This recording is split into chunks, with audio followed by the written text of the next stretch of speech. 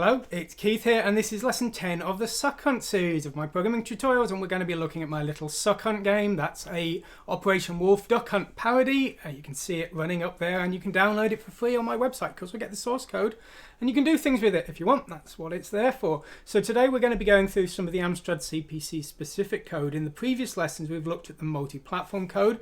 Today we're going to be going through the stuff that is specific to the CPC, and these modules are recreated on the other systems that the game supports because they are very specific to the hardware, and that means that they have to be designed and rewritten for different systems, and that's why this game was quite a pain to port. A simple game like YQuest was typically taking 1 to 2 days to port to a new system. This game takes 2 weeks to port to a new system, and that's partially because it's quite complex, and that makes it harder to port to systems with different capabilities like the MSX2 and the Sega Master System. They were very difficult, and we'll discuss those later. So we're going to be looking at the code, and the intention of doing this is that hopefully you'll get some ideas if you're thinking of writing your own game, and you can maybe see some things that might be worth you doing. And I'm not trying to say that the way I'm doing things is the best way, not in any way at all. I'm just trying to say this is the way I've done it. It works well enough to make something you can play. So if you've got no better ideas, why not try this? That's really what I'm going for with these episodes. Anyway, let's go over to the source code today and let's take a look. We'll be looking primarily at sprites today and also the sound routines. Uses Arcos Tracker 1, a modified version of Arcos Tracker 1 this game does, and we'll be seeing that as well. So over we go. So here is the CPC Suck Hunt main source file here. This is the platform specific code for the CPC, but there is also a secondary module called Sprites, and this is where the main sprite code is, and we'll be looking at this as well today.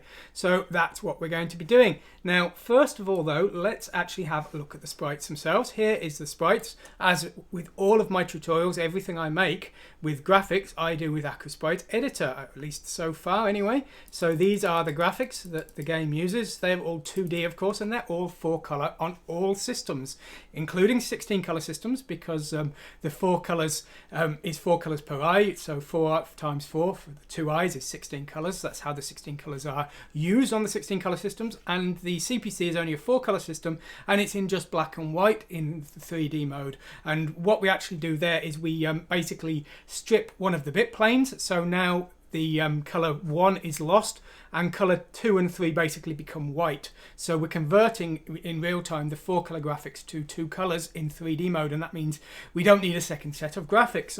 On the other systems, the 16-color ones, we use the 4-color graphics in 2D and 3D mode, so there's no conversion needed there. So here's our sprites, but the thing I wanted to show you today is a new function that I added just for this game, and that's the benefit of having a sprite editor that you wrote yourself. You can add things to it, and you can add things to it as well because Sprite Editor is open source. The source code is included in the Z80 downloads, so go ahead and make it better, and you can release your own improved versions if you want. I don't mind. So this function here, export info, was added, and this will export all of the details of the sprites. We'll see that in just a moment. For exporting the graphics, you use this file and save raw bitmap. This option is the one I used. This will export all of the sprites into a single file. So the save raw bitmap saves the bitmap data of our sprites, but it doesn't save the sizes or anything like that. That new save info option, however, does, and you can see the results of that just here. So this is the information that was exported with that new option here, this sprite info here. And we've got a set of addresses, and you can see there's a thing that says divided by pixels per byte, and we need to set that depending on the system, because the number of colors will define how big each sprite is, and thus the offset from the base within our sprite data. Here's our sprite data, but each sprite in there will be a different size depending on the system. And so to make this code work easily with multiple systems, we set a pixel per byte and also a sprite base. The sprite base will be the start of the sprite data here, and the pixels per byte will depend on the color depth of the system, and in this case it's 4. So in fact these calculations here are done independent of the system. They're not done based on the number of bytes that are exported, because that will depend on the settings you use.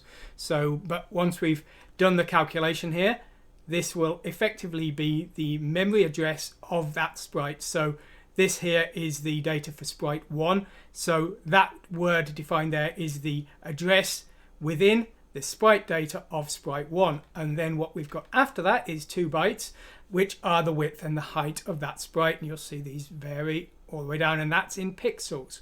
Now the game Suck Hunt uses logical units, and what I'm standardizing on now in all of my games is working in pairs of pixels. That works very nicely because even a 320 pixel widescreen allows the X and Y coordinates to be less than a single byte, so that's good for 8-bit gaming.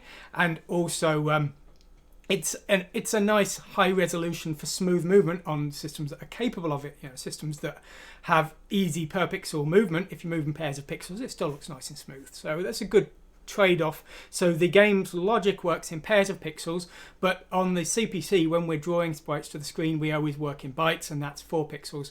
So we will need to convert that X position to, and potentially the Y position, to bytes for the screen and logical units for the collision detection and the centering of the sprites. Because when we take a sprite and draw it on the screen, we the X and Y position we give to the sprite routine is actually the center point, and then we offset that accordingly. And that's because some of the sprites get bigger in the alternate frames of animation and as they get closer to the player and things. So that's why we do that. Okay, so that's our sprite data, and that's what we work with when we're drawing to the screen. Now, first of all, let's take a look at the show sprite routine.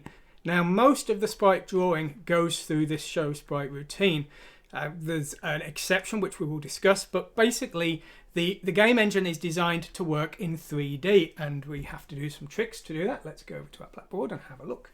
So basically, we've got our 4 color sprites, and what we do to make the 3D effect is we draw our left eye sprite, which we'll say is that, and then we draw our right eye sprite and we draw it at a different position, for example here. So there's 2 draws of the same sprite to create the 3D effect. Now if we've turned the 3D off, then we don't need to draw both, we just draw one and we just draw the left eye sprite. So the procedure we need to do will vary depending on if we're in 2D or 3D mode. But the point I'm making there is we always use the left eye version even if we're in 2D mode, and we will see that in a moment. So here is the show sprite left routine here. We're getting the height in IXH and the width in bytes in IXL. These have been converted now because we're now in the platform specific area. And then what we're doing here is we're loading a byte from the sprite, the source data, and we're going to show it on the screen. Now the screen data is at HL, and we XOR what's currently on the screen, and that's an easier way of getting the 3D effect working, and it's an easy way to remove sprites from the screen without double buffers and things like that. So this game does use XOR sprites. As I've said before, I think they're a nice easy way of making simple games quickly if you're just getting started. You don't need to worry about page flipping and double buffering and things, although I will be covering that soon. So we load in a byte from the source sprite, and then what happens next depends on if we're in 2D or 3D mode. And here's what happens in 3D mode. We convert the sprite from a 4-color sprite to a 2-color sprite, just to black and white, by basically masking out one of the bit planes. So that's basically removed one of the colors, and now it's just a black or a white sprite. And then we're shifting it to move it to color 1 here, so it will now be color 0 or color 1, and color 2 and 3 will be the combination of it when we set the other 3D layer. So that's a 3D graphic that's being XOR'd to the screen here. We then move along, we repeat for all the sprites for the line of the sprite, and then we repeat for the remaining lines. We've got get next line here, and we use get screen pos. Those are basically the same as the ones I used in the simple series, just for calculating screen positions. So that's not the clever thing. What the clever thing is what happens in 2D mode when we don't want to do this. Well, what happens is we use self-modifying code. So this label here is used to modify this, and it will convert it to a jump, which will skip down to here, skipping over this section, turning off the 3D code, and that's faster than having some kind of branch and having an alternate version of the sprite routine. So that's what I've done there. So that's how we make the left eye routine work in 2D mode. I will just start the game up and let you see 2D mode for just a moment. So here's the game starting up above me. You can see that. And that's the game in 3D mode, as you can see there. If I press the 3D depth changes, and then if I press it again, we're now in 2D mode, and that's the closest I can get to 4 colors on a CPC. There's unfortunately not 4 shades of gray, so I've used a dark purple as the extra color. So anyway, that's the 2D version. As I say, it's this code, this show sprite L will be run in both cases. Now there is an alternate show sprite R, which is the second layer for the 3D effect. And this is almost the same. You've still got this AND with the mask to get just the 1-bit plane of the 2-bit plane sprite source data, but there's no bit shift because it's actually in the right position this time. So that's now going to combine with the other layer and makes the 3D effect. And you can see that XOR is combining the two to make the 3D effect. Well, what happens in 2D mode? Well, we don't show the show sprite R. So what we do is we self-modify a return command in this position, disabling the routine. And if we need to turn 3D mode back on again, for example, if I press the 3 button again, 3D mode is back on. Well, what it does when the game starts is it takes a backup of the data that was here and the backup that was of the data that was here, and it just pokes them back into memory, turning everything back the way it was. So yeah, self-modifying code is the key here. Another place we use self-modifying code is here. This is the get next line with clip routine. This is used where a sprite is partially off the screen. For example, there, that cloud is partially off the screen. So we need to clip those, and so we use this routine to skip the unneeded bytes here. Again, self-modify the value in there of the number of bytes we want to skip, but we also self-modify the execution of this routine into here, replacing this regular get next line routine. And again, this is the intention of this is that it's a little bit faster than having a condition here. It's a little bit less code than having two versions of the sprite routine. So self-modifying code, it's a pain to debug and to keep track of, but it does allow it better performance on an 8-bit system where speed is very, very limited. So that's what we're doing there. Now, these routines are actually used in a lot of other places. For example, the print character routine here, the print character routine actually works in 3D. And so what this is doing is it's calculating the character position within the character map. It's the same font as I've used in other lessons and things. So the sprite data, the bitmap data is the same, but the way we use it is slightly different. What we're doing is we're setting the X and Y position of a sprite definition in the same format as the bats and the enemies and things. So it's got a 16-byte definition with an X, Y, Z position, a sprite data source and things, and we're patching in all of the data that we would need to define that, and then we're using the normal sprite drawing routine here, and that's a good thing because it means there's less platform specific code for each system. And that was the big problem with this game, is I didn't do enough of that. That character drawing routine is fairly multi-platform. There's a few tweaks here and there in it just because some of the systems work slightly differently, but it's generally not too different. The problem became more with the tiling routines. Now, the title screen you can see here up there, I'll move it onto the screen. This title screen is a pain.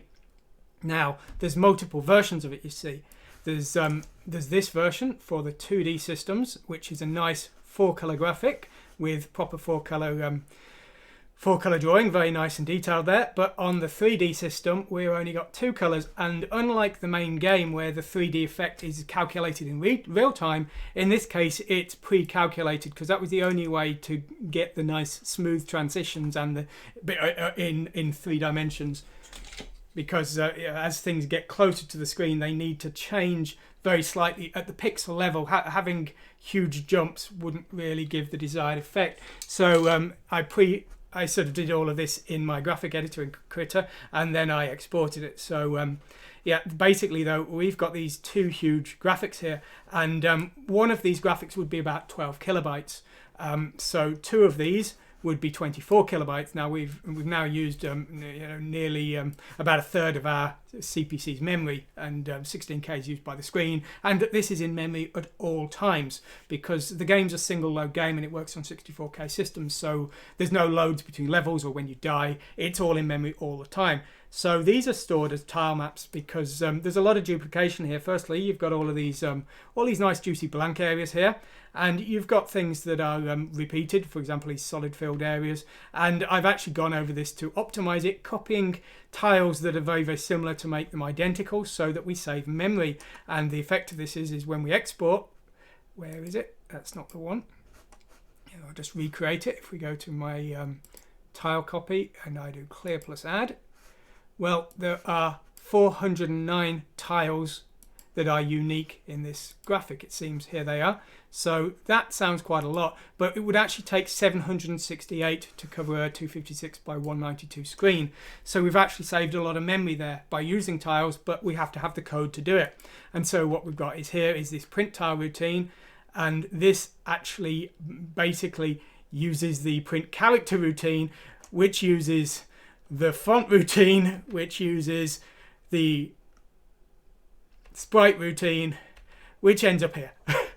So yes, a bit of a pain, but that's what it took. The show crosshair, which is used for the cursor, which actually works at native resolution. It's high resolution, but that also uses show sprite L. Again, as I say, the more times that we can use the same graphics code, the less programming I have to do, and the more chance I'll retain my sanity is, although it's not looking too good at the moment.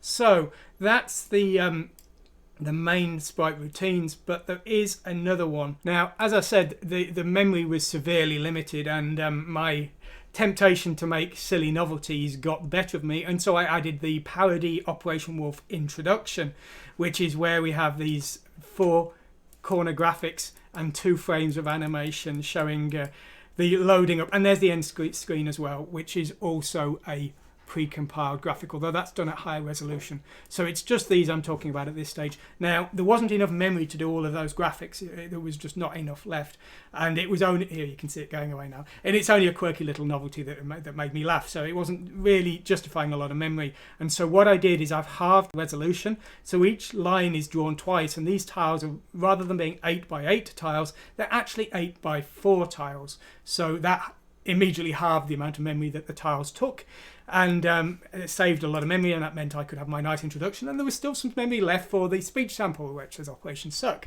which is covered in the platform specific series. It was called Chibi Wave, so if you want to know how to play little wave files, please take a look at that and you'll see.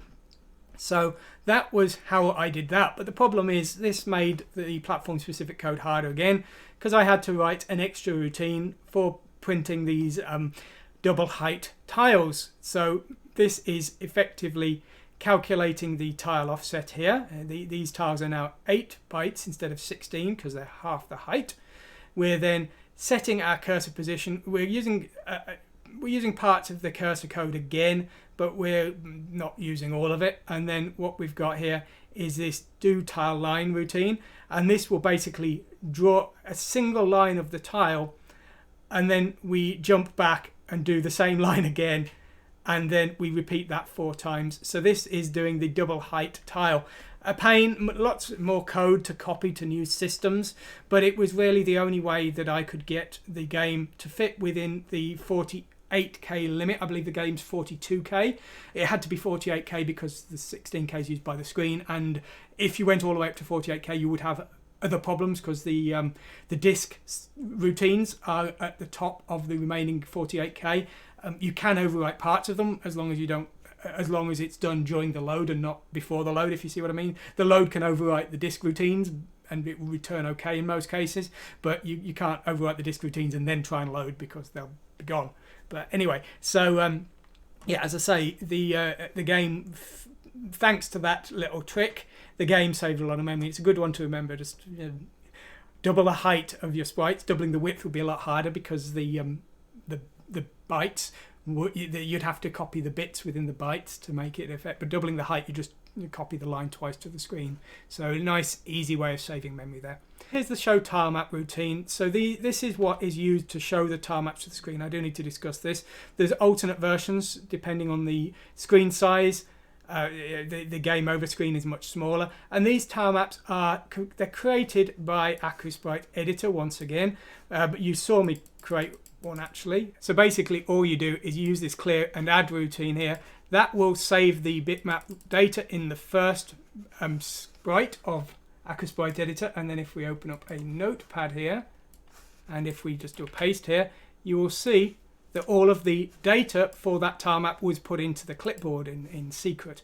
The Sprite editor isn't really intended as a tile editor, but it can do it. So that's how I created the graphics for this game, and these are basically stored here. Now, the format of these is it's 1 byte per tile. So this is tile 0 used lots of times here. There you can see tiles 5, 6, 7 and 8.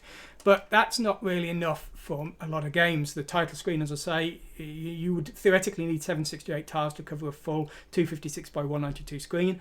But the Sega Master System doesn't have that many. The theoretical limit's 512, but because parts of the VRAM are used for other things, you've got a more literal limit of around 400 tiles. So I tend to use this format. Basically, any tile under 255 is stored in a single byte. Any tile over 255 has a tile a value 255 followed by a number to add to 255. So that's 255 plus 22, that's 255 plus 23.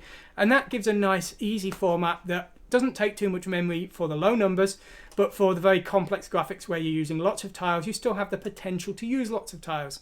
But really you want to make sure your simple tiles are at the low numbers and your more complex ones at the high numbers. But there we go, that's the graphics, and you can see there's an alternate tile map for the 3D title screen and the 2D title screen.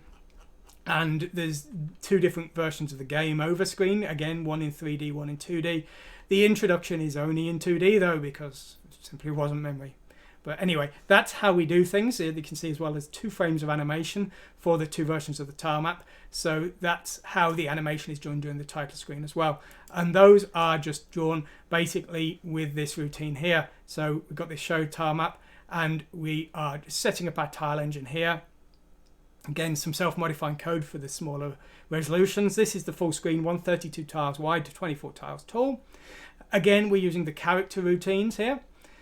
We load in a byte from the source data that you just saw. If it's less than 255, it's in the first bank. If it's over 255, we load in another byte, and we switch to the second bank, and we're calculating the offset for the tile here.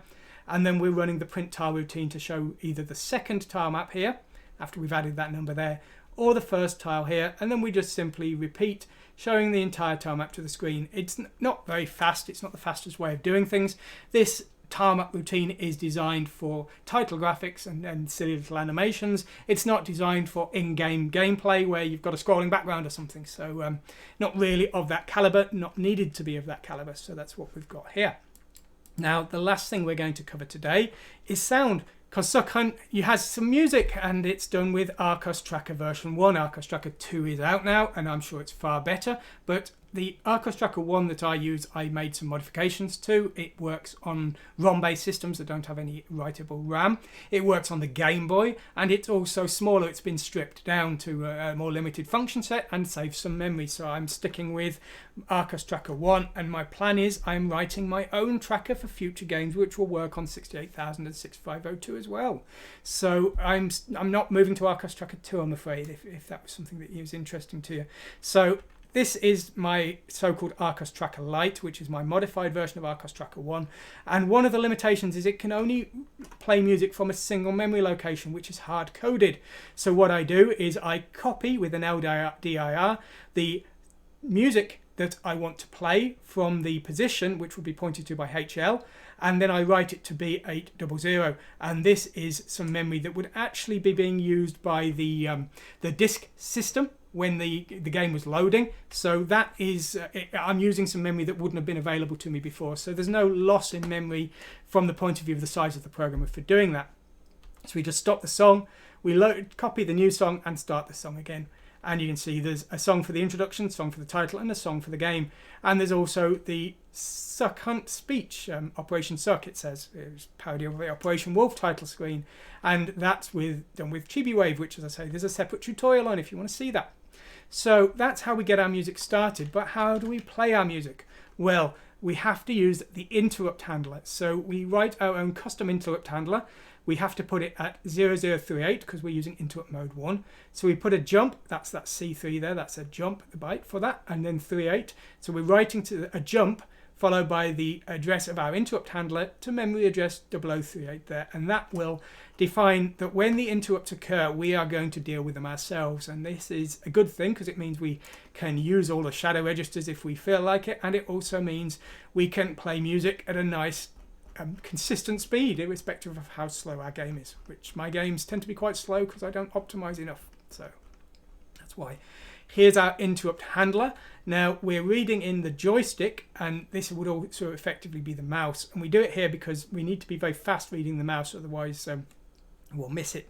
Now, if you want to see more about the mouse reading, please see my platform-specific series. I did a CPC mouse tutorial, which was the basis for this game. That was the prototype for this. And basically what we're doing is we're checking each of the directions in the same way as we do with the simple series. And we are basically just moving our position to the bottom of the screen, or to the top of the screen in this case, just depending if the directions are pressed. We're loading in the cursor move speed because that can be reconfigured in the game. When we do left and right, we have to change the dimension because the x-axis is lower resolution. If the screen is, at least. And so we're then just calculating checking the bits read in from the joystick, because the mouse simulates a joystick. And we're moving accordingly and setting the fire flags accordingly. As I say, it's been covered before in the platform specific series, so if you want to see more of that, please take a look. And then finally here we've got our music routine here, and we're checking this flag at F500 or F5FF for that, it's the entire F5XX range there. Now we're checking the rightmost bit, and this basically checks if we're in VBlank. You see on the CPC there's 6 interrupts every Y-axis, 1 at the top, and then multiple stages down the screen. So we only want to actually perform the sound update once per screen. So what we're doing is we're checking if it's actually the VBlank one, which we do with that bottom bit of port F500 here. And if the carry isn't set, then it's one of the things I'm calling a fast tick, which means not VBlank. If it's set, then we're in VBlank. So what we're doing here is we're backing up all the registers, because Arcus Tracker messes up every single register. It's a right pain for that. And then we are running the play routine of the modified Arcus Tracker, and that's what we do there. And once we're finished, whether we played music or not, we just return, and that is how we play the music and keep it timed nice and consistently, no matter how slow our gameplay gets, and that's it. So there we go, that's the end of this episode. That's all we're covering today. Now, next time we're going to be having a look at more Suck Hunt on the Amstrad CPC. We're going to be looking at the introduction routine, how the tile maps are shown to the screen to the introduction animation, and we're going to be looking at the palette routines as well. So please take a look at that. Now, as always, if you like what you saw, please go to the website, download the source code, download the game, and do all of that stuff. And if you want to support my content, you want to support me making more games in the future, because it takes a lot of time, you could maybe consider buying my book from Amazon, Learn Multi-Platform Assembly with Chibi Akamas. It covers Z80, 6502, 68000, 8086, and ARM. And as I say, that would really help me out. You can also become a Patreon, and you can see all the patrons scrolling away there, because it's the support of people that allows me to keep spending insane amounts of time on writing games. This one took me several months, because even though it's a relatively simple game, they do take a lot of work. Anyway, I hope you've enjoyed this. Thanks for watching today, and goodbye.